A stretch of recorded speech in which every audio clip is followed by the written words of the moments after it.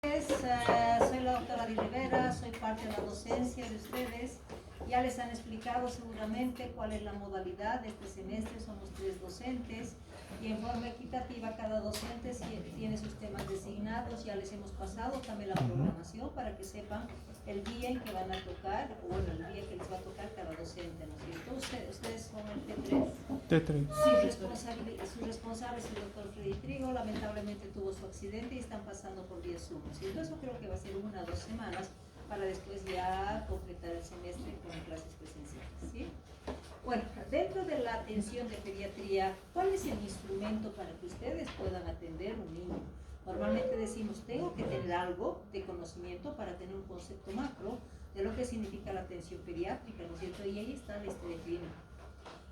Lo que me comentaron era que ustedes habían llevado 2 semestres de semiología, o sea, manejamos la semiotecnia, ¿no es cierto? Que es la disciplina que nos va a ayudar a hacer la historia clínica, pero hay ciertas variables que vamos a considerar de la diferencia que existe entre una historia clínica de un adulto y una historia clínica pediátrica, y en algún momento les voy a mostrar las diferencias y las comparaciones que vamos a hacer, ¿sí? Y dentro del concepto que tenemos que manejar en pediatría, si bien el adulto, ¿qué es lo que manejamos? Manejamos la patología, ¿no es cierto? O sea, motivo de consulta y directamente nos vamos a patología, porque una persona adulta nunca va a decir, a ver, quiero un controlcito, ¿no es cierto? Entonces, lo que manejamos en pediatría es que tenemos que conocer primero la historia clínica desde que el niño nace, porque estamos hablando de un periodo de evolución que el niño tiene. Y en pediatría manejamos nosotros el grupo etario más grande, desde un recién nacido hasta los 15 años. Entonces estamos hablando de las diferentes etapas del niño y qué cambios tenemos en estos niños. Cada niño, cada edad tiene su característica diferencial. Por eso cuando hablamos del concepto de la medicina de pediatría hablamos de un proceso evolutivo en base a esas modificaciones que vamos a tener desde el nacimiento, concepción, hasta la adolescencia. Por lo tanto, para atender a un niño tenemos que saber todos los parámetros del crecimiento y desarrollo que tienen los diferentes grupos etarios, ¿no es cierto? Y al mismo tiempo, ¿qué concepto manejamos en la atención pediátrica? Integralidad. ¿Por qué hablamos de integralidad? Porque no solamente me voy a enfocar en la patología, porque en el niño hay que hacer un seguimiento. Entonces la consulta pediátrica va a estar basada en 2 componentes. Si el niño está enfermo lo vamos a atender, pero sin dejar de hacer el seguimiento de lo que significa el seguimiento de un buen crecimiento y desarrollo. Hablamos de la nutrición, principalmente cuál es su peso, cuál es su talla, y al mismo tiempo que consideramos que junto con eso va un programa ya establecido internacionalmente, que es el sistema de vacunas, ¿no es cierto? Por lo tanto, en pediatría hablamos no solamente de la patología ni del seguimiento, sino el contexto entero de lo que significa manejo de la patología o del seguimiento pediátrico. Entonces, por eso hablamos de como componente básica es integralidad. Muchas veces en la consulta nosotros tenemos que educar, ¿no es cierto? Porque tenemos enfermedades que son patologías propias de la infancia, entonces yo tengo que promocionar una vida saludable. Educación de los papás, ¿para qué? Precisamente para promocionar ese componente de vida saludable en base a patologías, en base a alimentación, en base a vacunación, pero al mismo tiempo que tengo que hacer educar a esa familia, ¿para qué? Para que tenga el componente de concepto de prevención. O sea, las diarreas son prevenibles, ¿no es cierto? Porque si les damos ciertos factores, ese niño, si está relacionado con factores diversos, vamos a decir, puede tener diarrea, pero si eliminamos esos factores de riesgo, no se va a enfermar con enfermedades diarreicas agudas. De la misma manera hablamos de las patologías respiratorias o todas las patologías en algún momento en pediatría tenemos probabilidad de prevenir, por eso hablamos de la promoción y de la prevención.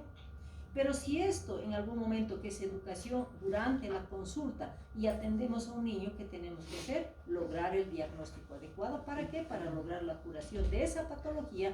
Y si en algún momento ese niño ha tenido algún problema, digamos, de lesión y que necesitamos rehabilitar, pues también es nuestra obligación llegar hasta la rehabilitación. Entonces, dentro de los conceptos básicos de la atención en pediatría van a ser estos 5 conceptos. Lo más importante es la integralidad, pero ahí entramos de la promoción, prevención, curación y rehabilitación, ¿cierto? Entonces, si yo voy a manejar ese concepto y tengo que saber la diferenciación que se va a tener en las edades, entonces, ¿qué es lo que tenemos que tener? Algo que me ayude a cumplir esa norma en pediatría.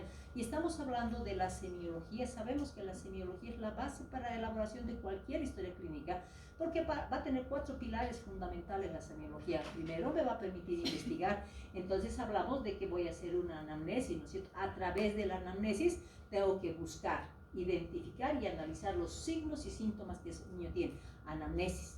Pero al mismo tiempo, ¿para qué me sirve esa anamnesis? Me va a permitir investigar primero el motivo de consulta, que es motivo de preocupación de la familia o de los padres, pero al mismo tiempo ese motivo de consulta que está ahí para determinar una patología, al médico le permite investigar a través de preguntas inicialmente abiertas y después preguntas dirigidas para ver qué características tiene esos signos o síntomas que la mamá está indicando, ¿no es cierto? Todo ese es el contexto anamnesis. Una vez que he determinado, y esa anamnesis me ha permitido pensar en probabilidades patológicas, ¿no es cierto? Al mismo tiempo que considero que tengo que corroborar y demostrar que lo que estoy pensando, estoy certificando. ¿A través de qué? A través del hallazgo de signos o datos clínicos en el examen físico que me diga, he pensado en esto y he confirmado con el diagnóstico con el examen físico. Entonces, investigo, corroboro, examino para certificar lo que estoy pensando, para que ambos me permitan conjuncionar para llegar a un diagnóstico. Si hablamos del diagnóstico en pediatría, no vamos a considerar solamente enfermedad. Hemos dicho que el diagnóstico entra también en seguimiento. Entonces hablamos de las dos posibilidades: diagnóstico de niño enfermo con la diversidad de patologías que vaya a presentar, y al mismo tiempo hablamos del niño sano que hace consulta pediátrica para hacer el seguimiento, ¿no es cierto? Y finalmente, una vez que determine patología, vamos a decir, con integralidad, porque hemos dicho, no solamente voy a investigar la patología o si está sano, al mismo tiempo tengo que hacer seguimiento, cómo está su crecimiento, cómo está su desarrollo, cómo está su ganancia de peso, cuál es la ganancia de talla. ¿Para qué? Para decir si hay un grado de desnutrición o no. Y si estamos hablando de vacunas, es un esquema internacional. No es lógico que un niño esté con 2 años y no haya recibido ninguna vacuna. Entonces también vigilamos el sistema inmunológico, ¿no es cierto? Entonces a eso nos basamos en el concepto de integralidad, para finalmente conjuncionar todo eso y hacer un tratamiento nuevamente integral, en base a la patología, en base a la nutrición, en base al componente inmunológico, ¿no es cierto? Entonces son nuestros pilares fundamentales para elaborar la historia clínica, pero nos dan ciertas condiciones. Si hablamos de pediatría, ¿será que igual que un adulto va y le dice, me duele mi cabeza, me duele mi garganta? El niño es dependiente de un adulto, ¿no es cierto? Puede ser la mamá, el papá, etc. Entonces, ¿qué me dice? Que yo, para hacer una buena historia clínica, primero tengo que lograr la confianza de esa persona que ha llevado al niño, ¿no es cierto? Entonces, estoy hablando de que primero, si a esa mamá yo la trato mal, no me va a dar los datos y me va a calificar como un mal médico. Si yo voy a tratar a ese niño con respeto e identificando al paciente, es diferente. Si ustedes son padres y va un médico, ¿qué pasa con tu guagua? Ahí ya dicen, no, algo está pasando, ¿no es cierto? En cambio, si ya hemos visto en la historia clínica y decimos que se llama Juan o María, entonces, ¿qué está pasando con Juan? Si es que quieren, lo que está pasando con Juanito. ¿Cómo se siente ese familiar? Está identificando como paciente, ¿no es cierto? Entonces, a eso se debe, a que nosotros tenemos que lograr esa confianza para que nos dé un buen relato de la patología del niño. Al mismo tiempo, en nuestro medio, y no sé si en el Brasil o ahí en Chile también, los factores culturales, yo creo que sí somos países en desarrollo, donde en nuestro medio, por ejemplo, cuando ustedes sean internos, ¿qué es lo que va a pasar cuando un niño viene con fiebre? ¿Qué es lo que la mamá nos dice? Ambiente cultural, ¿no es cierto? Por cultura, ¿qué es lo que piensan? Que antes, ¿qué es lo que hacían para bajar la fiebre a los niños? Reunían a toda la familia, hacían miccionar en un recipiente, le aumentaban agua tibia y lo bañaban, ¿no es cierto? ¿Alguna vez han escuchado eso? Lo ha bañado con orín y ha bajado su fiebre. ¿Sí? Si nosotros vamos a hacer una cara así de qué barbaridad, ¿cómo está haciendo eso? ¿No es cierto? O le vamos a reclamar a la mamá y le vamos a decir, ¿cómo vas a bañar con orín? Eso es malo. Entonces, es un aspecto cultural que tiene muchas generaciones. Entonces, si en algún momento me va a decir un aspecto cultural que no nos parece, simplemente volcamos con una educación la prevención. Si están metiendo orina, ¿creen que tiene algún factor que sea antitérmico la orina? No, pero le aumentó agua tibia. ¿Cuál es el efecto de un baño con agua tibia? Es un medio físico. Entonces, a la mamá se le dice, es mejor, a ver, haz la prueba, hazle un bañito con agua tibia, vas a ver que va a mejorar. Entonces, ahí va la actitud, vamos a decir, del médico, y no enfrentarse con un aspecto cultural. Otra cultura que está muy arraigada en nuestro medio, por ejemplo, son niños pequeños y flaquitos. ¿Qué es lo que la mamá nos dice? Por cultura, dice, ¿no? Es que sus hermanitos todo el tiempo saltaban sobre el niño. ¿Han escuchado eso? También, cuando saltan sobre el niño, dice que le están quitando la oportunidad de crecimiento. Para nosotros como médicos vamos a decir, pues es un desnutridito, puede ser por la talla, desnutrición crónica, pero si nosotros le decimos, no, tu agua está desnutrida, Entonces, ¿qué la mamá va a decir? No, sus hermanos han saltado sobre él. Lo mismo ocurre cuando estamos hablando de un desnutrido, un kwashiorkor, por ejemplo, que es ese niño gordito, redondito, que no tiene bajo peso y tiene sus cabellitos, por ejemplo, claros, ¿no es cierto? Y la mamá le da comida, pero le da una mala comida, le da solamente sopas con hidratos de carbono y no le da proteínas, que condiciona edema y alteración del cabello. Por ejemplo, a ver a esa mamá, díganle que su hijo es desnutrido. Si yo le doy harta comida, sopa, que sabemos que la sopa pues no es un componente nutricional adecuado, ¿no es cierto? Es rica tal vez, pero no le da los nutrientes suficientes. Entonces, decirle a esa mamá que su hijito es desnutrido, despertamos un rechazo. Si le decimos, es que su cabellito está medio amarillito, mi hijito es choquito, ¿no es cierto? Entonces, hay ese tipo de actitudes que nosotros no podemos enfrentarnos, aceptarlas, recibirlas y tal vez educar a esa familia en base a lo que nosotros estamos pensando, pero nunca enfrentarlos, porque eso me va a llevar a que me tengan confianza, ¿no es cierto? Son características de pediatría. Y al mismo tiempo estamos hablando del lenguaje.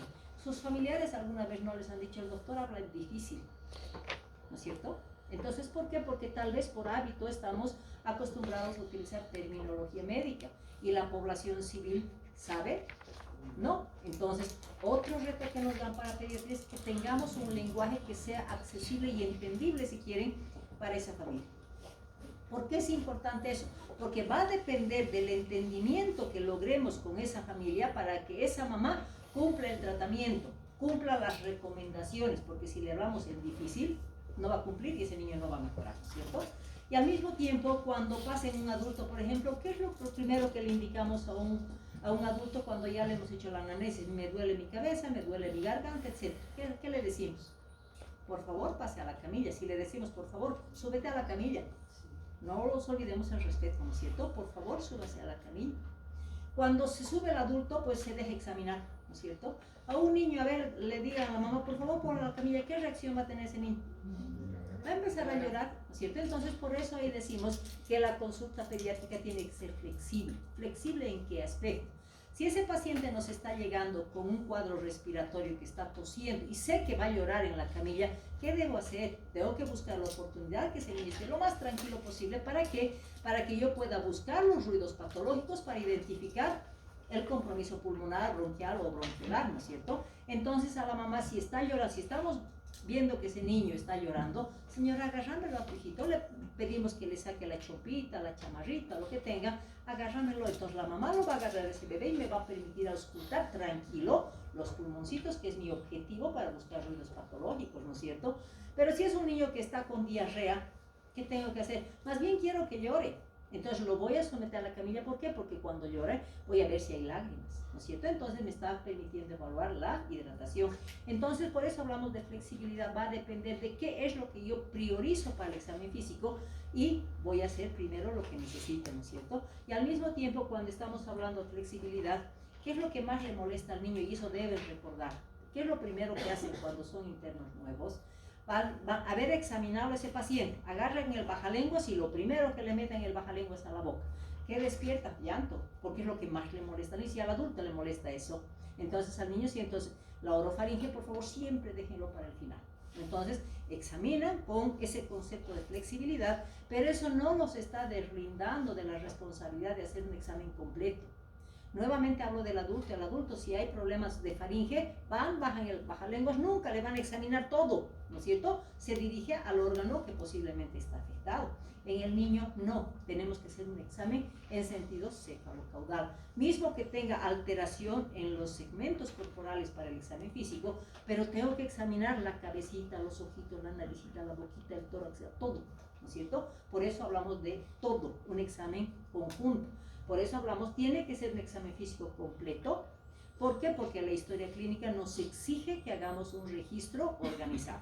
Entonces, solamente en el examen físico va a ser flexible en el momento de realizarlo. Tengo que hacerlo completo porque tengo que hacer todo registrado, ¿sí? ¿Para qué? Para confusionar, hemos dicho la anamnesis, ya tengo las características de la patología, y si voy a confusionar con mi examen físico, ambos me van a llevar a un diagnóstico. ¿Para qué? Para hacer un tratamiento, ¿no es cierto? Y al mismo tiempo, cuando ya estamos hablando de los propios niños, si vamos a ir a ver qué partes va a tener la historia clínica y las variables que va a cambiar en la del adulto, hablamos, ¿no es cierto? Todo paciente tiene derecho a ser identificado como paciente. mismo que sea un recién nacido puede ser que no tenga nombre, pero tiene apellido, por lo menos de la mamá o del papá, ¿cierto? Entonces siempre vamos a poner primero la hora y fecha porque es un instrumento legal que tiene que tener. Fecha, hora, y como estamos hablando de pediatría, vamos a considerar que es el servicio de pediatría, ¿no es cierto? En algún documento de un abogado, ustedes han visto que no tiene fecha y hora, ¿no? ¿Verdad? El expediente clínico, la historia clínica de un niño o de cualquier paciente es un documento legal. Es a través del documento legal, si nosotros hacemos bien, vamos a estar libres de que nos acusen de una negligencia, por ejemplo. Pero si hago las cosas mal, es mi primer instrumento para que me condenen. Por eso se dice que es un instrumento legal que hay que tener mucho cuidado en la elaboración, por lo tanto tiene que ser legible, letra legible. ¿Qué dicen otra vez de la letra del médico? No es legible, las recetas a veces no son legibles.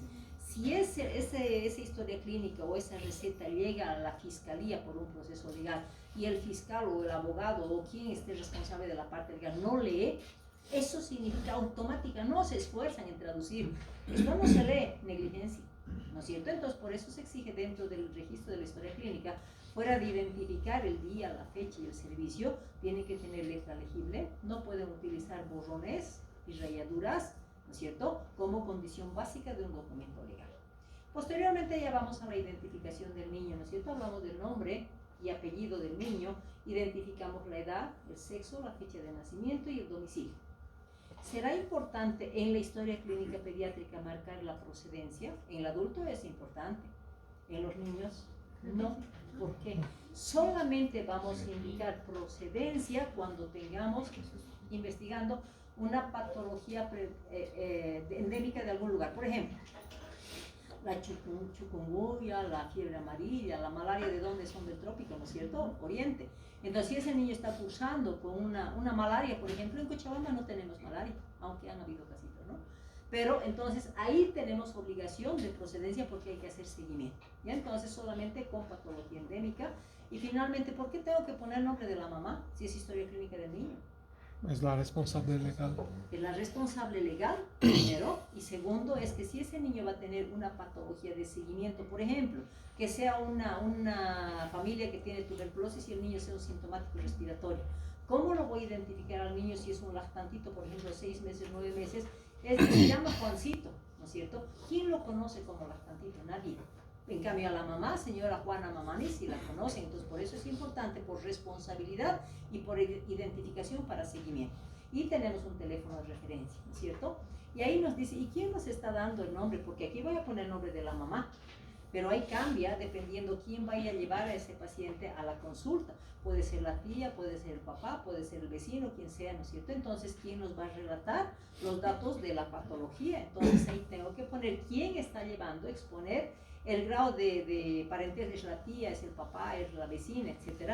Y si esa persona que ha llevado me va a dar confianza porque me está relatando con fluidez todo lo que es la anamnesis. Entonces, ahí no sé qué color es, ahí no he visto, ¿ha tenido fiebre? Creo que sí. ¿Es confiable? No. Entonces ahí, tía que merece poca confianza o que es relativa confianza. ¿Por qué? Porque si se da un proceso legal, por ejemplo, el solamente poner ese hecho, ¿qué estamos haciendo? Es culpa de esa señora que no sabía lo que tenía el niño y no ha dado una buena información. Por lo tanto, esto es muy importante para ver el grado de confiabilidad. Cuando ya estamos hablando de lo que es motivo de preocupación de la familia o de quién ha llevado al niño, es el famoso motivo de consulta o la enfermedad, ¿cierto? O molestia principal. Aquí tenemos que condicionar a que lo que vamos a describir solamente son síntomas. Yo los llamo síntomas fríos. ¿Por qué? O signos fríos, si es que quieren, porque voy a decir, si le preocupa la fiebre, voy a poner con nombre de fiebre. Si tiene diarrea, voy a poner diarrea. Si tiene tos, es tos, ¿cierto? Pero, ¿qué condicionamos? Yo no puedo poner diarrea amarilla, no puedo poner tos productiva o fiebre matutina, por ejemplo. Las características o condiciones no se ponen en la enfermedad actual, simplemente son síntomas o signos fríos para que después lo pueda investigar con todas sus características en la enfermedad actual, ¿no es cierto? Y cuando hablamos de la enfermedad actual, ahí cambiamos, ¿no es cierto? Ahí al médico actúa y utiliza el lenguaje médico. Entonces, si estamos hablando, por ejemplo, de fiebre, que es un término poblacional, vamos a decir, para el médico es una alza térmica. Si hablamos de diarrea, puedo utilizar diarrea, pero como terminología para conceptualizar la diarrea, voy a hablar de deposiciones líquidas, ¿no es cierto? Entonces, ahí ya manejamos el lenguaje médico, pero tiene obligadamente que considerarse las 4 condiciones para cumplir la norma de una enfermedad actual. Primero, que tengo que saber desde cuándo se empezó la patología, ¿verdad? O sea, si me dice, la mamá me dice el domingo, ¿y qué domingo? ¿Este domingo que pasó o el otro domingo anterior? No se utilizan los días.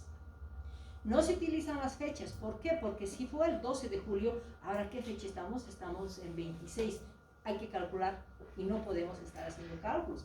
En cambio, si decimos, hace 10 días ha empezado su fiebre, es diferente, ¿no es cierto? Entonces, cuando hablamos de enfermedad actual, hablamos de número de días que han transcurrido desde el inicio de la patología, preguntando qué síntoma empezó, ¿no es cierto? Entonces, ahí vamos, hace 10 días fue fiebre, hace 7 días fue tos, hace 5 días fue diarrea, por ejemplo, ¿no es cierto? Eso me significa cumplimiento del marco cronológico y ese tiene que ser secuencial. No puedo decir, por ejemplo, tuvo tos hace 5 días, pero hace 10 días tuvo fiebre, pero hace 2 días tuvo vómitos. O sea, no puedo desorganizar. Por eso dice cronológicamente investigando 10, 9, 8, 7, hasta el momento en que lo estoy viendo, o 5, 7, ¿sí? Pero no podemos alterar eso.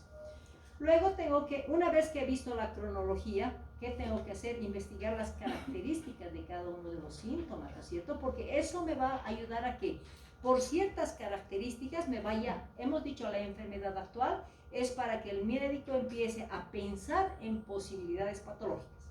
Esas posibilidades nos va a llevar las características. No es lo mismo decir una diarrea amarillo-verde, no es lo mismo decir una tos seca, una tos productiva, ¿no es cierto? Entonces hay que describir las características y normalmente, ¿qué es lo que la mamá hace? Automedica. Copia recetas de patologías anteriores, ¿no es cierto? Entonces, ¿qué tenemos que preguntar si es una patología actual? Si estaba con alzas térmicas, ¿y qué le ha dado? ¿No es cierto? Entonces, para cumplir la norma del uso de medicamentos, tenemos que tener nuevamente 4 condiciones. Tengo que poner el nombre del medicamento, tengo que poner la dosis, tengo que poner el intervalo y tengo que poner el tiempo. ¿Por qué? Porque si es un niño que me dice, no, hace 5 días está con fiebre elevada, ya. Entonces, ¿y qué le has dado? Le he dado paracetamol, le he dado 10 gotitas y el niño pesa 15 kilos. Dosis insuficiente. Si en ese momento yo estoy viendo que ese niño está con 36, no es pues real esa fiebre que la mamá me está diciendo que tiene 5 días, ¿verdad? Pero si esa mamá me va a decir, estaba con fiebre, le he dado paracetamol, qué sé yo, 10 gotas cada 8 horas, 3 días le he dado y no mejora, y verifico que ese niño está con fiebre, ¿qué me está diciendo? Ese niño está con proceso infeccioso, me está corroborando que la fiebre es real. Entonces, por eso hablamos. Otra cosa que sí es importante, la medicación de las emergencias o ir a la farmacia. En nuestro medio pues hay mucha consulta con las farmacias, ¿no es cierto? ¿Y qué hace la farmacéutica? Como tiene que hacer filas en los hospitales, la mamá dice, me voy a ir a la farmacia, mi hijito está con diarrea, dale esto y dale esto, ¿no es cierto? Vamos a suponer que sea cotrimoxazol. El niño tiene 20 kilos, como la farmacéutica es expendedora de medicamentos y no sabe calcular kilo peso los medicamentos, dale 5 ml cada 8 horas, no sabe ni siquiera el intervalo. Entonces, si preguntamos, le di cotrimoxazol, le he dado 3 veces al día y no ha mejorado y ha investigado características, pues no era una infección, tal vez era una parasitosis, tal vez era una virosis, qué sé yo, ¿no es cierto? Entonces, pero si es que estamos hablando de descripción de medicamentos, tenemos que poner obligadamente automedicado o medicamentos adquiridos por la farmacia. O la mamá me va a decir, he comprado un jarabe, pero no me acuerdo el nombre, he comprado de la farmacia. Entonces, ahí tengo que poner, estoy deslindando responsabilidad legal en una historia clínica si es que yo voy a poner lo que me están relatando. Entonces, si me va a decir la mamá, le he comprado un jarabe y no recuerdo el nombre, medicada con un jarabe adquirido de la farmacia, no refiere el nombre. ¿No es cierto? ¿Por qué? Porque estoy deslindando mi responsabilidad, ¿verdad? Entonces, otra cosa que sí es importante, en un resfriado común, dale amoxicilina, y en las emergencias y médicos generales dan mucho uso de amoxicilina, y era un resfriado común, pero ya le dieron 3 días de amoxicilina, los revisamos y por mala suerte ese niño recibió una dosis insuficiente de amoxicilina, por ejemplo, y realmente pues tenía una faringitis infecciosa, una otitis, cualquier patología respiratoria que tenemos que hacer. Ese hecho de usar amoxicilina en una subdosis, ¿qué me está diciendo? No puedo corregir la dosis, No puedo dar el mismo medicamento en tiempos más prolongados porque ya tengo el riesgo de probabilidad de resistencia. Por una subdosis esa bacteria pues ya creó resistencias porque me han dado poco, ¿no es cierto? Entonces el hecho de que tengamos un antecedente de una amoxicilina o cualquier antibiótico, tengo que cambiar automáticamente, si verifico que es un proceso infeccioso, cambiar de familia de antibiótico, ¿no es cierto? Por eso que es importante la investigación de los medicamentos. Y cuando hablamos de otros síntomas, ¿qué preguntamos? Muchas veces, por ejemplo, un niño puede venir con solamente alzas térmicas y no hay ningún dato clínico, ¿no es cierto? Para nosotros va a ser pensar, debe ser una infección urinaria porque dentro del diagnóstico de síndrome febril de causa desconocida, porque no he verificado otros síntomas, ¿no es cierto? Eso puede ser una forma de investigar otros síntomas para ver la causa de esas alzas térmicas. Pero si en algún momento ese paciente está con tos y yo no lo estoy viendo bien ese niño, en otros síntomas voy a buscar datos de gravedad.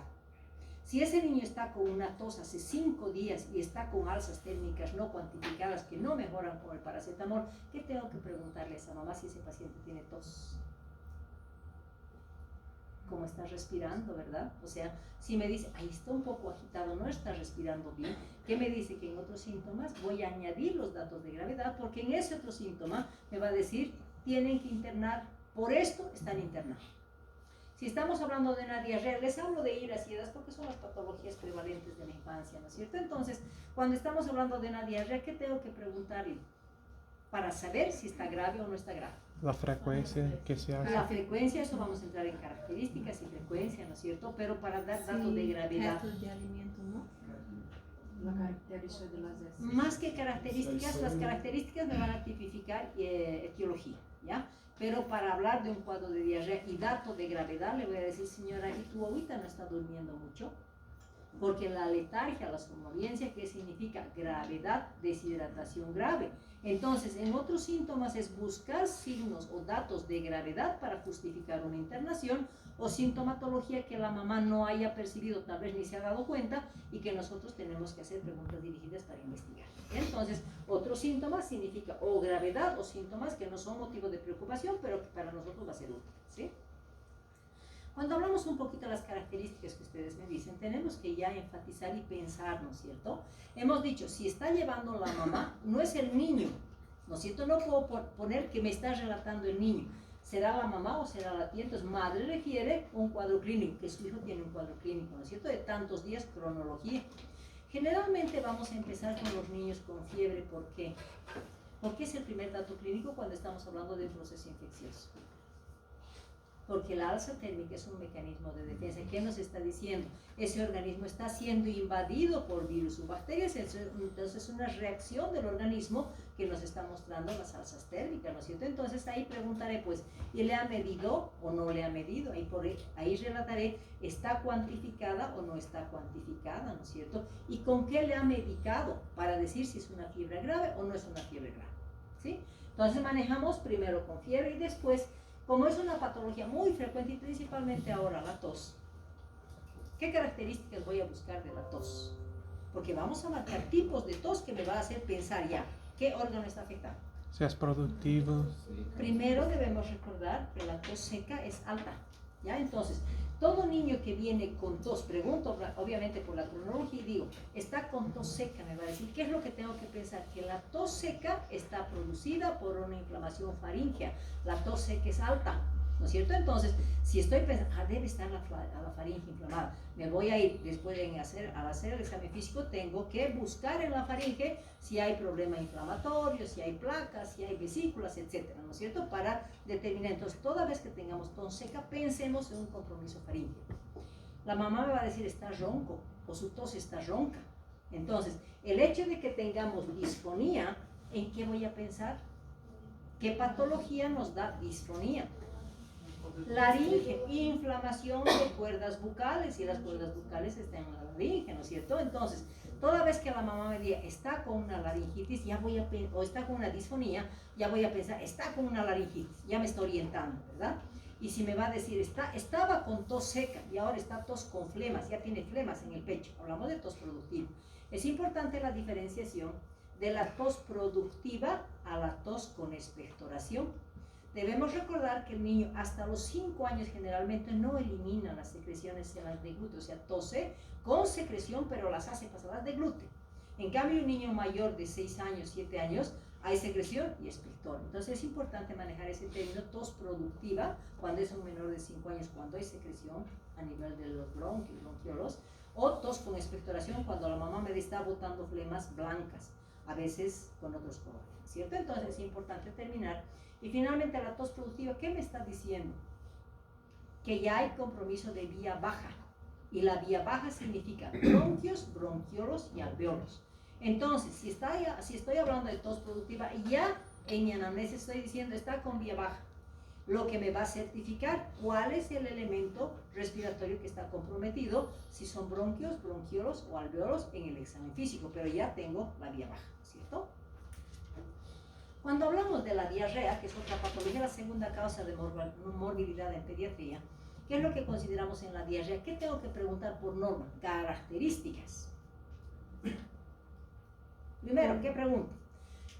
Ustedes me dirán frecuencia. Sí es importante. Primero, cronología nuevamente, desde cuándo está con diarrea y cuántas veces está haciendo. ¿Por qué? Porque si hace 10 veces, cuidado, ese niño se me va a deshidratar.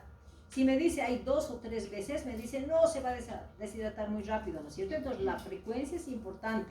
Pero una vez que hemos preguntado desde cuándo y la frecuencia, tengo que meterme en lo que son características, porque las características de una diarrea me van a hacer pensar en etiología y en tipo de diarrea con la que está cursando ese niño.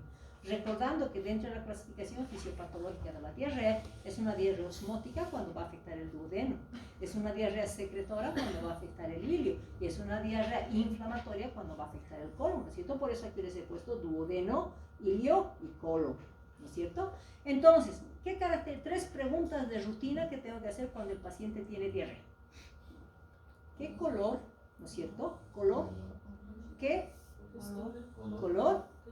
La textura dentro de la definición de la diarrea es la disminución de la consistencia con aumento de la frecuencia en relación al hábito normal. O sea, la textura ya automáticamente, si la mamá me dice están haciendo deposiciones líquidas, ya estás entrando en la textura de la diarrea, ¿no? Y color. Color, cantidad. Cantidad. Entonces, primero es color, cantidad y color, ¿no es cierto? Entonces, si vamos a diferenciar, como tengo que preguntar a esa mamá para saber qué tipo de diarrea, debemos recordar que cuando estamos hablando de una diarrea alta, duodenal, ¿qué significa? ¿A qué agentes infecciosos le gusta afectar el duodeno? Al virus y a la Yardia lambda. ¿Qué hace el virus y la Yardia lambda? Destruye primero las micro y después las vellosidades, o sea, la complicación de ese duodeno va a ser aplanar las vellosidades. Y sabemos que a nivel del duodeno se producen las enzimas digestivas, porque ahí se va a dar el proceso de absorción, ¿no es cierto? Si están aplanadas las vellosidades, ¿qué va a pasar con las enzimas digestivas? ¿Se van a producir? ¿No?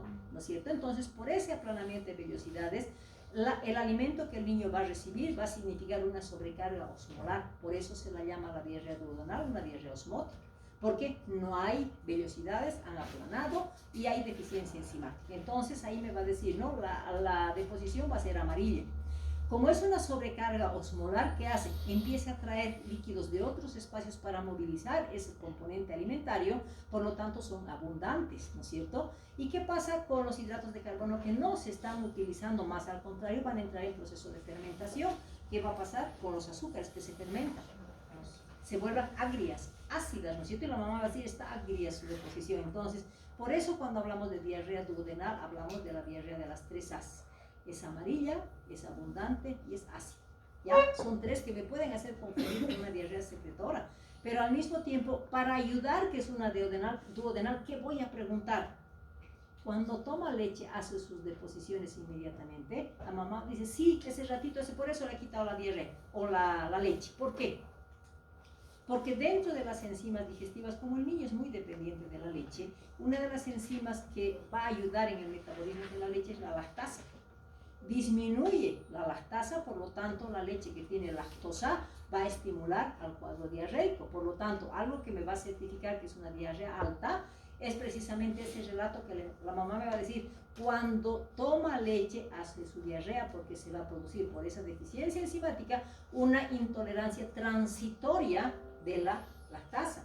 Entonces, por eso hay esa relación. Cuando hablamos de los niños grandes, hay plenamente vellosidades, no hay enzimas digestivas. ¿Qué va a pasar con ese niño? Va a comer normalmente. ¿Qué la mamá me dice? Si no se absorben los alimentos, no se metabolizan, ¿qué vamos a encontrar en las deposiciones? Restos alimentarios. Entonces la mamá va a decir, los alimentos enteritos los está pasando, qué sé yo, papas, zanahoria, fideos, alimentos verdes. Entonces, ¿por qué?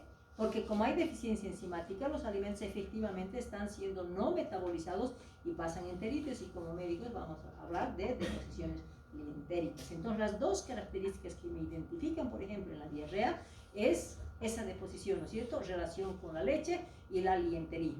¿Dónde lo investigo eso? En la anamnesis, porque en esa anamnesis ya me está diciendo, haciendo pensar, ¿es un virus o es una llaga? Ahí me va a permitir pensar en agentes etiológicos para pedir laboratorios y corroborar. Cuando hablamos de una diarrea ileal, es una diarrea que se la llama secretora. ¿Por qué? Porque como las bacterias son las que van y utilizan el ilio para su multiplicación, simplemente va a inflamar y va a secretar diarreas líquidas amarillas. ¿Y cómo voy a diferenciar entre una diarrea osmótica y una diarrea secretora ileal? No hay ninguna relación con los alimentos. Pueden ser amarillas, abundantes, pero sin relación con los alimentos, ¿ya? Y finalmente, cuando va y el agente infeccioso llega a colon, entonces voy a cumplir nuevamente las tres preguntas. ¿Qué color es? Me va a decir es verde o café. ¿Qué cantidad es? La mamá va a decir es poquito, pero hace cada ratito, ¿no es cierto? ¿Y qué olor tiene? Es feo, es fétido. Entonces ya me está diciendo es una diarrea colónica. Y la colónica está producida o por ameba o por bacteria. Entonces ya me está ayudando para ver el laboratorio para corroborar. Pero tengo que ver el complemento para certificar, ¿no es cierto? ¿Qué cosita le debo preguntar en una diarrea colónica? ¿Qué le preguntaría? Si el epitelio colónico está siendo invadido, sea por ameba o por bacteria, ¿qué produce? Inflamación. Y la inflamación responde con moco, ¿no es cierto? Hay aumento de peristaltismo, sí, hay dolor, pero ese dolor es en relación a la deposición, ¿ya? Entonces, el complemento para definir esa diarrea son preguntas dirigidas, ¿no es cierto? ¿Y tiene moco en la diarreita? Sí, colónica, ¿no es cierto? Y algún ha tenido un poquito de sangre, porque las amebas y las bacterias producen ulceraciones, y si hay sangrecita, sí, colónica, ¿no es cierto? Pero al mismo tiempo, cuando le pregunto, ¿y cuando hace su diarreita puja? Sí puja, dice, por eso hace poquito, colónica. Y al mismo tiempo, y le duele su barriguita, es el tenesmo colónico, ¿no es cierto? Entonces siempre vamos a tener complementos para identificar el nivel de la diarrea. ¿Y eso qué tengo que saber? Ustedes y yo, cómo investigar un cuadro de diarrea, ¿no es cierto? Entonces, a eso me voy con las características, y a eso también definimos cómo investigar en una anamnesis para que nos orientemos posteriormente a un examen. Doutor, então generalmente quando não tem restos alimentários, não pode nunca ser delgado ou grosso, é sempre duodenal. Ilio. O sea, toda vez que hay relación con la alimentación y toda vez que hay restos alimentarios o relación con la leche, es duodenal y es amarilla, así por eso se llama la diarrea de las 3 A's, ¿ya? La colónica cambia totalmente sus características, y si es amarilla líquida nada más, es ilio, porque no hay relación con los alimentos, es lo que nos permite diferenciar, ¿ya? Bueno, ahí hemos terminado, y les he puesto esos ejemplos para que ustedes sepan cómo investigar las características, y ellos se hacen con todas las patologías, ¿sí?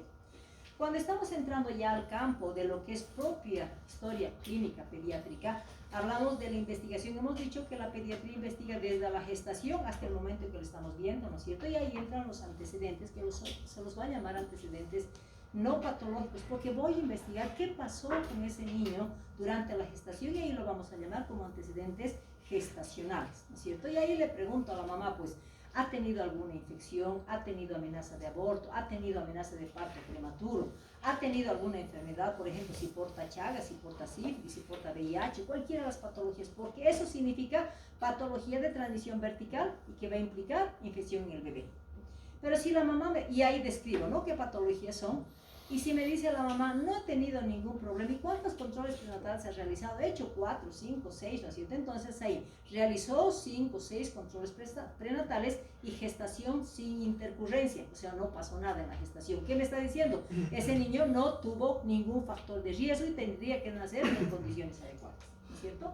Después ya voy a investigar cuál fue la condición del parto. No es lo mismo determinar un hijo de una primera o una décima gestación, porque son factores de riesgo. Entonces, lo primero que voy a poner en los antecedentes del parto, voy a decir ¿Y producto de qué gestación es? Primera, segunda, tercera, ¿no es cierto? Y ha nacido a término, porque ahí estamos empezando a determinar riesgos.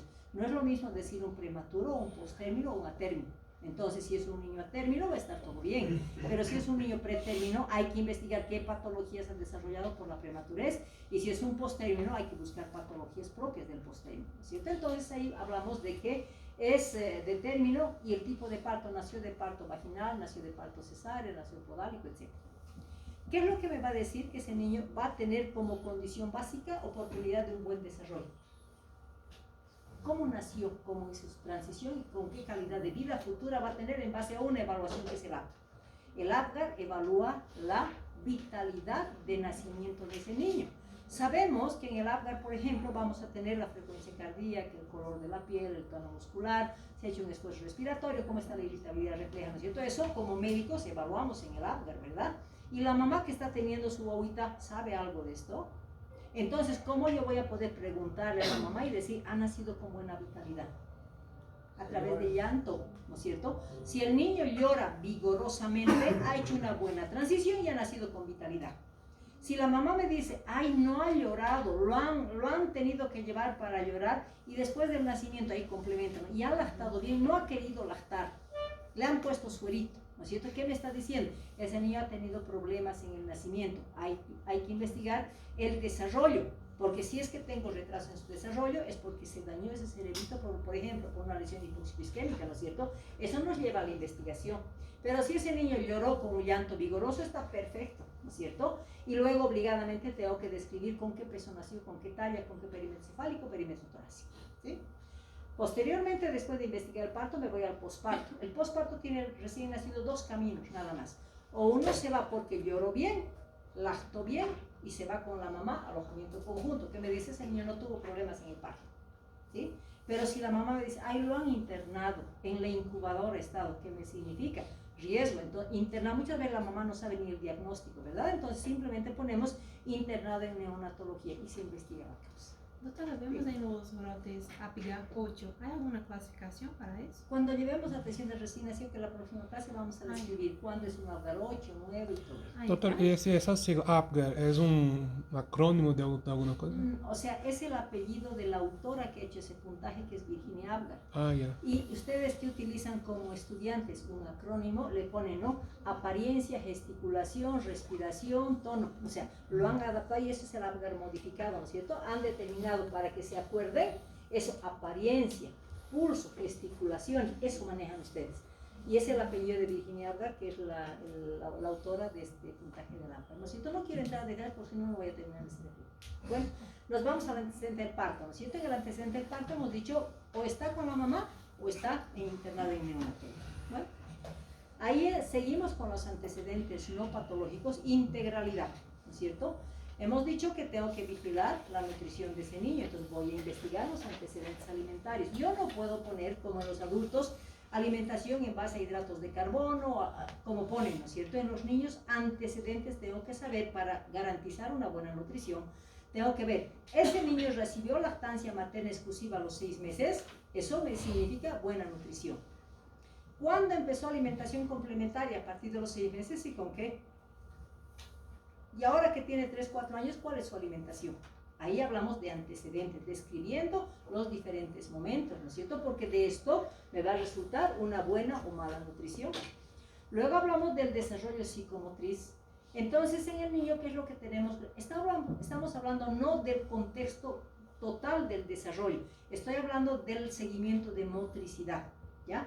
Entonces ahí vemos que ese niño, por ejemplo, recién nacido, no dice quiero levantar mi mano, quiero levantar mi pie, ¿no es cierto? No son movimientos voluntarios, simplemente son movimientos espontáneos. Entonces el recién nacido tiene movimientos activos por el buen tono que tiene.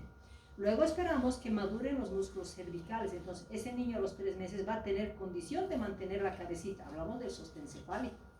Luego maduran los músculos dorsales de la espaldita, le va a dar la condición a los 6 meses de poder sentarse solo. A los 9 meses ya tiene movimientos voluntarios, lo que le va a permitir hacer el gateo. Y al año ese niño tiene que tener condición de equilibrio, por eso se puede parar, a veces ya incluso caminan al año, ¿no es cierto? Entonces manejamos ese desarrollo para hacer seguimiento, entonces tiene un desarrollo adecuado, decimos, ¿no es cierto? Y finalmente cuando estamos hablando de los antecedentes inmunológicos, entonces, ¿qué consideramos en el antecedente inmunológico? Las vacunas. Yo no puedo reducir, hay un esquema de vacunación desde recién nacido hasta los 10 años con las vacunas en las niñas, ¿no es cierto? La HPV. Entonces, ¿qué consideramos? Yo tengo que vigilar el carnet de salud infantil y en mi historia clínica tengo que copiar las fechas que he recibido las vacunas. No puedo poner vacunas completas mismo verificando el carnet de salud infantil porque eso es diagnóstico. Y en la historia clínica estamos hablando de antecedentes. En los antecedentes se describe todas las vacunas con el copiado de fechas del carnet de salud infantil para la historia clínica, ¿sí? Luego, todo eso hemos investigado como no enfermedad, ¿verdad? Entramos al componente patológico y en el componente patológico investigamos lo que es común en los niños. Hablamos de las patologías prevalentes de la infancia, hablamos de las iras y de las sedas, ¿no es cierto? Son las dos causas de morbilidad en los niños. Y ahí va a depender de qué, que le preguntemos, ¿y tu hijito alguna vez se ha enfermado con resfriados, por ejemplo? Cada vez se enferma, iras frecuentes. Alguna vez o una vez ocasionales, lo mismo con las diarreas. Entonces, en enfermedades prevalentes de la infancia, solamente se maneja la frecuencia, o son frecuentes o son ocasionales o nunca se enfermó, ¿no es cierto? A diferencia de los antecedentes de internación u hospitalización, eso ya me está marcando estado de gravedad. Entonces ahí tengo que poner, se enfermó al año con neumonía y lo internaron. Se enfermó a los 2 años con diarrea, con deshidratación, nuevamente es grave, ¿no es cierto? Entonces ahí se describen las internaciones que ese niño ha tenido y posteriormente ya continuamos con la investigación de las patologías y preguntamos, ¿no es cierto? ¿Alguna vez lo han operado, hijito? Quirúrgico. ¿Alguna vez se ha fracturado algo? ¿Alguna vez ha recibido transfusiones o tiene alergia a algo? Entonces preguntamos, es poco frecuente en los niños y si es que lo encontramos, pues describimos. Pero lo común es que en los niños no tengamos esos antecedentes que son un poquito graves, vamos a decir, y utilizamos el común denominador, no refiere patologías, pero también puede utilizar, no refiere cirugías, no refiere traumas, no refiere alergias, no refiere transfusiones. Ya ambos son terminología que se puede utilizar. ¿Quién es responsable de transmitirle patologías a los niños? Generalmente es el núcleo familiar, ¿verdad? Entonces ahí entra, después de los antecedentes de investigación del niño, entra la familia, y dentro de la familia vamos a investigar a los abuelos, a los padres y a los hermanos. Si hay algún diagnóstico de patología lo vamos a describir, y si no tienen ningún diagnóstico simplemente vamos a decir que nos refiere a patologías, ¿cierto? Para posteriormente ya investigar otras patologías que en su momento no estamos investigando en ese momento. Por ejemplo, si ahora el niño está con tos, con cualquier problema respiratorio, tengo obligación de poner en sistema cardiopulmonar, está referido en enfermedad actual, porque estoy relatando. Si tuviera diarrea, pues en sistema gastrointestinal voy a registrar. Si estuviera con un ITU, en sistema genitourinario, ¿no es cierto? Pero los otros sistemas voy a preguntar si hay patologías que están relacionadas con los otros sistemas. Si las encuentro, voy a registrar, pero si no encuentro, nuevamente utilizo el común denominador. No refiere patologías, ¿sí? Bueno, si ustedes se fijan, hemos investigado todo lo del niño, ¿cierto? Y ahí hemos visto claramente la diferencia de la investigación desde el nacimiento hasta el momento que lo estamos encontrando y el componente integralidad, vacunas, nutrición, desarrollo y patología propia, ¿cierto? Entonces, ahora nos vamos a corroborar, se dice, ¿no? Que la anamnesis me está permitiendo investigar y pensar en algo y el examen físico me está diciendo corroboren y vean si es real, ¿no es cierto? Entonces, el examen físico tenemos que empezar no directamente tocando al paciente, ahí lo dividimos en dos aspectos, lo que es el examen físico general y lo que es el examen físico regional. Cuando hablamos del examen físico general, ¿qué tengo que hacer? Lo primero, ver la condición de esa consulta. ¿Será que está en buen estado general? Porque está jugueteando, está riendo, etcétera, ¿no es cierto? Tal vez está llorón, está inquieto, está en regular estado general. Y si está letárgico, está hipoactivo o lo veo decaído, está en mal estado general. Entonces, lo primero que hacemos, y aquí les pongo, ¿no? Todo examen comienza en la observación cuidadosa del niño, postura y actitud. Eso me va a condicionar a que ponga, esto les he abreviado, por si acaso en la historia clínica se describe, ¿ya? va a ponerse en bueno, regular estado, mal estado general, pero aquí no puedo volver a relatar y decir, lactante menor de 8 meses de edad de sexo masculino. Ya lo puse eso en filiación e identificación del paciente, entonces en el examen físico ya lo tengo que encajonar al grupo etario en el que pertenece. Y el grupo etario vamos a considerar, por ejemplo, el recién nacido, aunque la literatura maneja el recién nacido hasta los 28 días, actualmente la OMS ha definido que el recién nacido se lo considera el primer día de vida, ¿ya? A partir del segundo día hasta los 28 días es un neonatito. Si es un niño que tiene un mes hasta los 11 meses, es un lactantito menor. De un año hasta un año, 11 meses, es un lactante mayor. 2 años, 5 años, es un preescolar. 6 años, 12 años, es un escolar. 13 años y más, es un adolescente, ¿no es cierto? Entonces, aquí tengo que poner a qué grupo etario pertenece. Luego, ese niño siempre va a llegar con signos vitales, entonces ahí voy a definir si ese niño está febril, afebril o subfebril. Entonces, dependiendo de la relación de temperatura que me den en signos vitales, yo voy a poder calificar el estado febril, ¿no es cierto? Y finalmente, que tengo que ver cuál es su actitud del niño. ¿Estará letárgico, estará activo, estará reactivo? Porque esto del estado de conciencia tiene que estar relacionado con lo que he antecedido, si está en bueno, regular o mal estado general.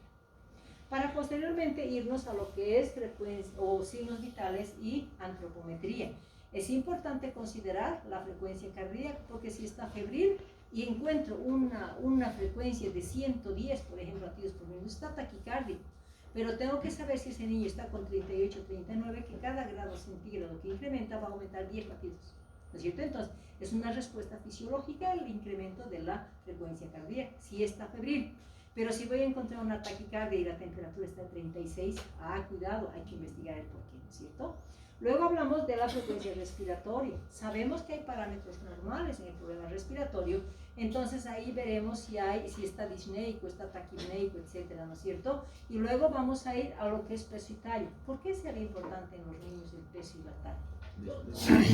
Hemos dicho integralidad, nuevamente, ¿no es cierto? El peso y la talla, la OMS me dice, nunca solamente valoren el peso, no solamente valoren la talla. Lo ideal es la relación peso y talla adecuada para la edad, decimos, ¿no es cierto? Pero si no tengo las tablas de la OMS, tengo que tener instrumentos para determinar si ese peso está bien para la edad o si la talla está bien para la edad. O sea, va a depender de los instrumentos que estemos manejando, pero también a través de cálculos nos permiten diagnóstico de peso y talla adecuado, ¿no es cierto? Entonces, y al mismo tiempo no solamente es desnutrición. ¿Para qué me sirve principalmente el peso? Además, lo que no hacen las farmacéuticas, calcular la medicación.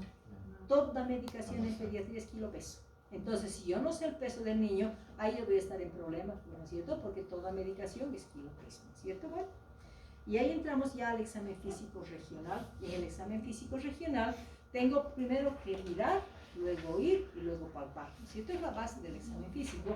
Entonces ahí empezamos desde la cabecita, ¿no es cierto? Entonces, perdón, primero la piel. Hablamos del turgor y elasticidad. En algunas historias clínicas dice piel y faneres. ¿Vale la pena asociar a eso? No, porque si estamos en cabeza yo voy a hablar de cabellos. Si estoy hablando de manos y veo alteraciones en las manos, voy a hablar de faneres. Entonces, es importante diferenciar. ¿Por qué? Porque algunas patologías están relacionadas con alteración del turgor y elasticidad. Si el turgor y la elasticidad son normales, aparentemente ese niño no tiene datos de riesgo de deshidratación, porque si hay disminución ya voy a pensar que está con una edad y que está deshidratado, ¿no es cierto? Cuando ya estamos hablando de la cabeza, normalmente vamos a dar una visión macro de la cabecita, ¿no? Que está normocéfalo. Luego vamos a agarrar el cabellito si nos está desprendiendo, porque ¿qué nos permite la evaluación de la implantación del cabello?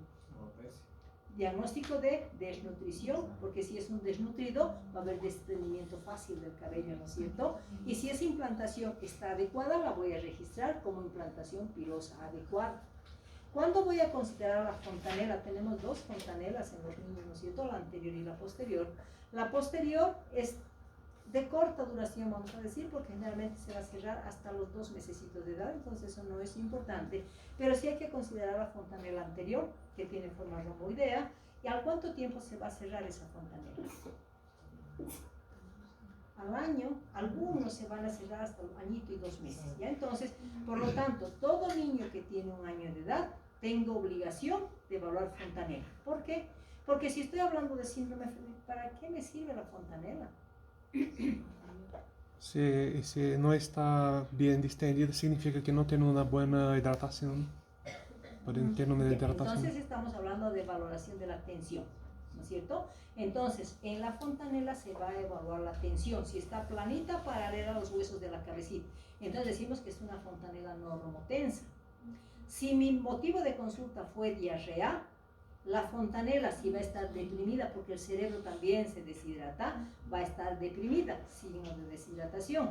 Pero si en algún momento voy a encontrar fiebre y una fontanela bombada, ¿en qué voy a pensar? En una fiebre y... ¿Hidrocefalia? No, la hidrocefalia es aumento del perímetro cefálico, pero en este caso la cabecita está bien, solamente tengo tensión aumentada. La hidrocefalia puede tener tensión aumentada, pero siempre vamos a tener relación de mayor diámetro en el perímetro cefálico, ¿sí? Y si estamos hablando de un niño que tiene la cabecita normocéfalo, pero la fontanela está bombada, ¿en qué voy a pensar? Hipertensión endocraneal. ¿Y cuál es la patología frecuente y grave en los niños que me va a llevar a esa hipertensión? Meningitis, las meningoencefalitis, ¿no es cierto? Por eso que es importante que veamos la fontanela. Luego vamos a ir a los ojitos. ¿Por qué es importante? Ver. ¿Qué voy a ver en esos ojos? Simplemente, sin tocar al niño todavía. Si están simétricas. La simetría. ¿Por qué es importante la simetría? Porque si no están simétricos voy a confirmar si hay desvío de los ojitos. Hablamos de diagnóstico de un estrabismo, sea convergente o sea divergente, ¿no es cierto? Entonces, al ver solamente y estoy buscando patología. Luego voy a agarrar una linternita, ¿no es cierto? Y voy a ver si esas pupilas están reaccionando a la luz, ambas.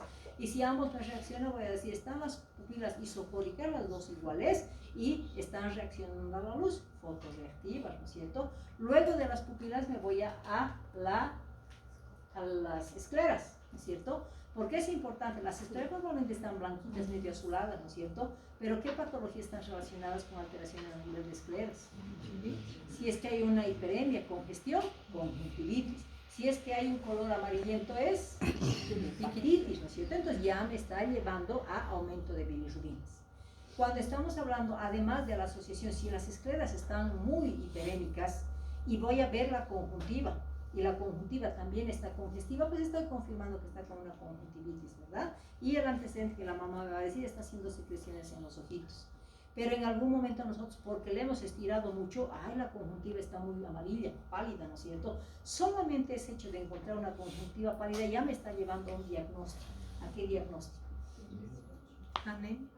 Anemia. Pero le voy a dar el subtítulo, si quieren, de anemia clínica, porque clínicamente estoy viendo que esa conjuntiva está pálida.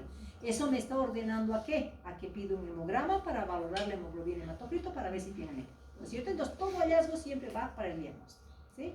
Luego estamos hablando de los oídos. En los oídos normalmente vamos a ver la forma del pabellón, la implantación del pabellón. Toda vez que encontramos una implantación baja, vamos a ver algunos niños sindrómicos.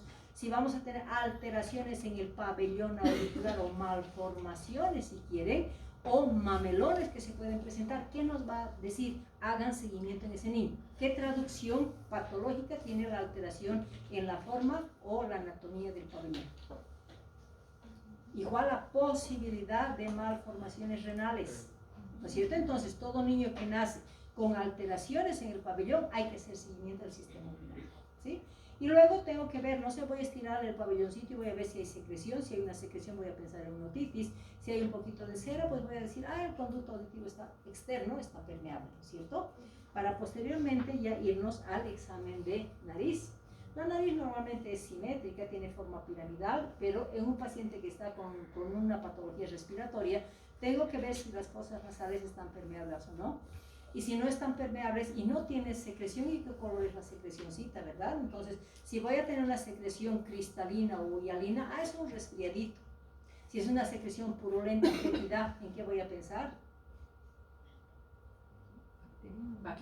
Bacteria. ¿Y qué patología está relacionada con secreción nasal purulenta o hemática a veces? Una rinosinusitis o una sinusitis, ¿no? Entonces, hallazgos que me llevan a patologías. Hablamos de la boca, vamos a evaluar obligadamente los labios. En los adultos manejamos dientes diferenciados, ¿no es cierto? Y en el niño no es esa diferencia, simplemente vemos todos los dientecitos, hablamos de la arcada dentaria. Si tiene muchas caries, vamos a decir está en mal estado general, arcada dentaria en mal estado general, regular o buen estado general. Después de la arcada dentaria, ¿qué vamos a encontrar? La lengua, ¿no es cierto? Y la lengua va a estar móvil. Si tiene saburra la voy a describir, si no tiene saburra, pues digo es una lengua limpia. Y finalmente también voy a evaluar las mucosas. Nunca vamos a poder decir conjuntivas pálidas y mucosas orales rosadas. No es lógico, ¿no es cierto? Entonces tenemos que ver también relación de la anemia en la que estamos sospechando. Finalmente la orofaringe. ¿Cuándo voy a examinar la orofaringe? Al último, ¿no es cierto? ¿Y cuándo voy a sospechar de que hay una inflamación faríngea o infección faríngea? Cuando el paciente tenga tos seca, ¿no es cierto? ¿Y qué voy a buscar? Si es una faringe que está rosada, si hay una congestión, si hay hiperemia, si hay vesículas, pensaré en una herpangina, si hay placas, pensaré en una faringitis o una faringoamigdalitis estreptocócica, ¿no es cierto? O sea, el hallazgo, cuando hay antecedente de tos, el hallazgo faríngeo me va a decir, es un herpes, es un virus, es una bacteria, ¿no es cierto? Manejamos esto.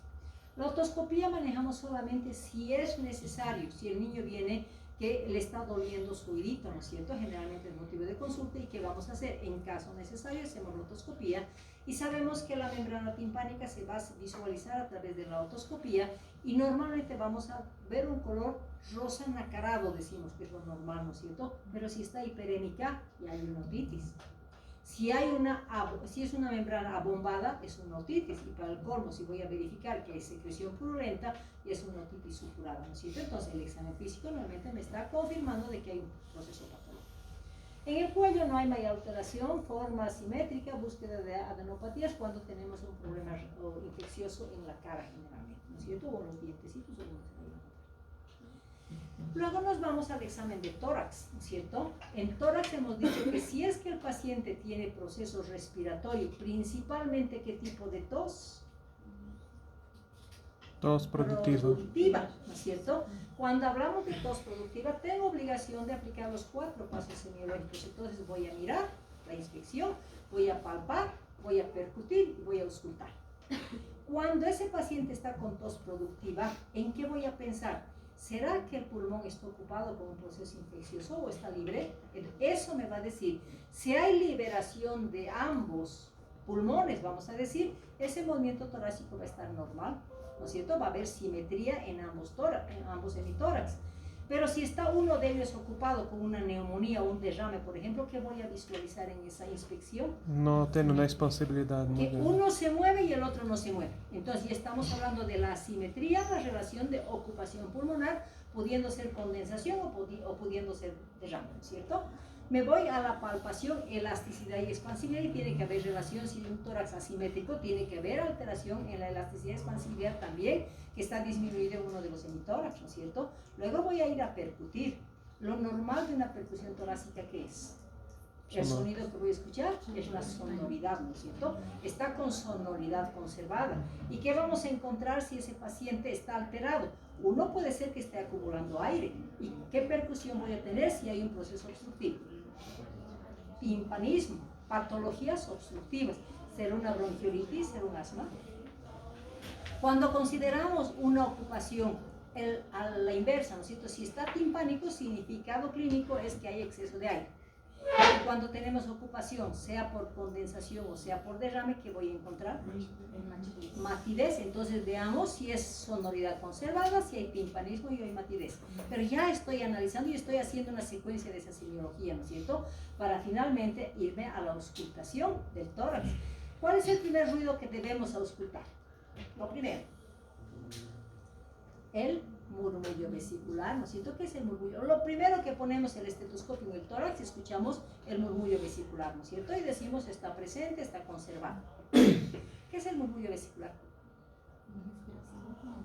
Es respiración normal, pero ¿qué se traduce clínicamente como murmullo vesicular? Ya, es el sonido que se emite al pasar el aire por los alveolos. Ese es el murmullo vesicular, es el intercambio de aire intraalveolar, ¿no es cierto? Entonces lo primero que vamos a ver. Entonces, para buscar ruidos patológicos en la auscultación, voy a ver primero el murmullo vesicular, ¿no es cierto? ¿Qué me va a decir que está alterado el murmullo vesicular? Nuevamente ahí hablamos de ocupación, ¿no es cierto? Si el murmullo vesicular es el paso de aire entre los alveolos, y si eso está ocupado y está condensado, ¿cómo va a estar el murmullo vesicular? Disminuido en una neumonía y abolido en un derrame, ¿cierto? Y finalmente voy a buscar los ruidos patológicos, y decíamos, ¿no es cierto? Hay compromiso bronquial, hay compromiso bronquiolar y hay compromiso alveolar. Entonces, por eso es que se van a identificar los 3 ruidos que son característicos. Hablamos de broncos, sibilancias y crépitos, ¿no es cierto? ¿Qué significado clínico va a tener si nosotros auscultamos los broncos? ¿Qué significa? Los bronquios están inflamados, pero ¿qué pasa en los bronquios si están inflamados? ¿Qué produce? Secreción. Entonces, toda vez que encontremos secreción bronquial, vamos a encontrar roncus en campos pulmonares, ¿sí?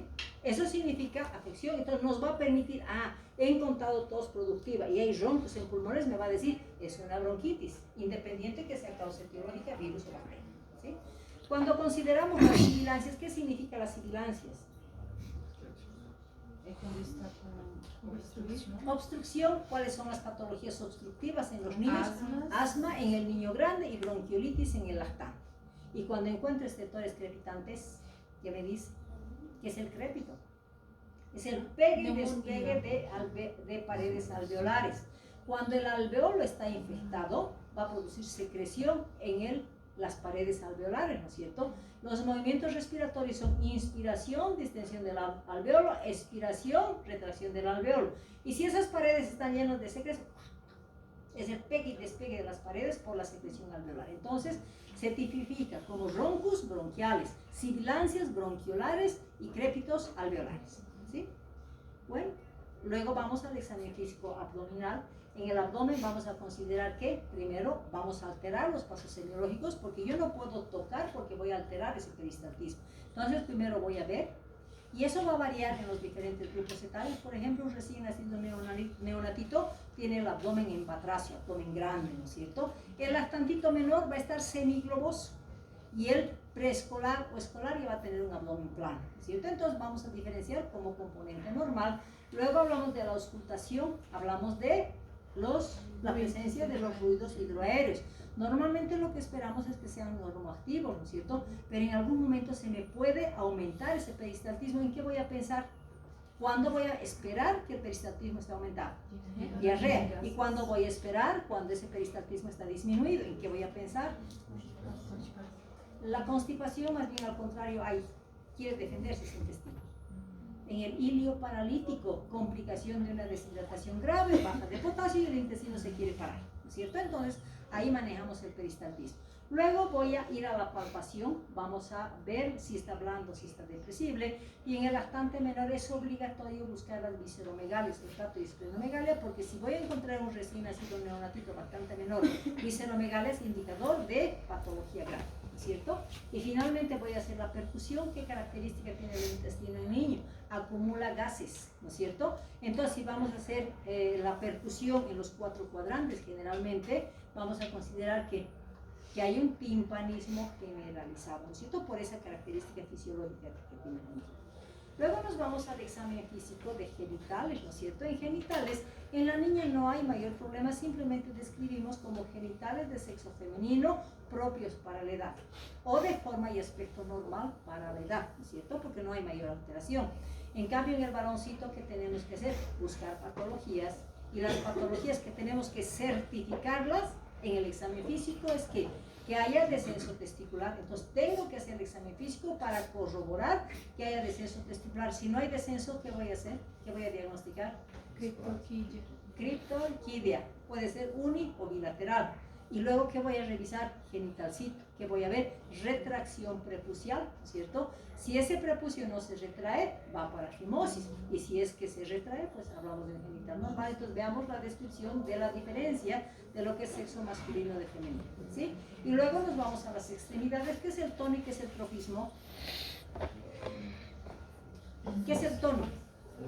Fuerza muscular. Muy bien. ¿Y qué es el trofismo? Disminución de masa muscular, ¿cierto? Entonces, ¿en qué caso vamos a encontrar El tono pues nos va a alterar diversidad de patologías que no vamos a tocar ahora, pero es importante en los niños ver el trofismo muscular porque eso nos va a llevar generalmente a un grado de desnutrición, ¿sí? Para finalmente determinar el examen neurológico, será importante hacer examen neurológico en todos los niños, desde un control niño sano a un resfriado como una neumonía. ¿Creen que es importante el examen neurológico? No, solamente se maneja. ¿Qué evaluamos? Estado neurológico general, si está activo o reactivo el niño, ¿no es cierto? Pero si tengo un TEC, ahí tengo obligación. Entonces, cuando hay patología con compromiso del sistema nervioso central, ahí es obligatorio la revisión del estado neurológico. Y en general hablamos de que está activo o reactivo, ¿sí? Para finalmente llegar a la conclusión de que integralidad, niño enfermo o niño sano, diagnóstico nutricional y diagnóstico inmunológico. Nutricional, si tiene obesidad, tiene sobrepeso, tiene nutrición superior, tal vez es un niño desnutrido, primero, segundo, tercer grado, etcétera, ¿no es cierto? Entonces, obligatorio es el diagnóstico nutricional y como he pedido en cada consulta el carnet para verificar vacunas, ahí me va a decir, tal vez ha recibido la BCG solamente porque es neonatito, entonces hablamos de vacunas iniciadas, vacunas al día, vacunas atrasadas. Entonces, nuevamente, este contexto les está diciendo integralidad. Y cuando hablamos del tratamiento, ¿por qué manejo tratamiento integral? Porque vigilo la patología, vigilo la nutrición y vigilo el sistema inmunológico. Entonces, tanto en el diagnóstico como en el tratamiento también manejamos el concepto de integralidad. ¿Sí? ¿Alguna pregunta que tengo de este tema? ¿No hay? Ninguno. Bueno. Entonces, en la próxima clase, la metodología que yo utilizo, chicos, es para hacerlos repasar un poquito el tema que da. ¿Ya? Entonces, antes de empezar la segunda clase, a ver, chicos, escúchenme. Antes, tienen que repasar 10º semestre. Yo les comento que es un semestre bien pesado, porque es mucha temática que van a tener ustedes. Entonces, ahora seguramente han aprendido un 20% será, ¿no es cierto? Entonces, como van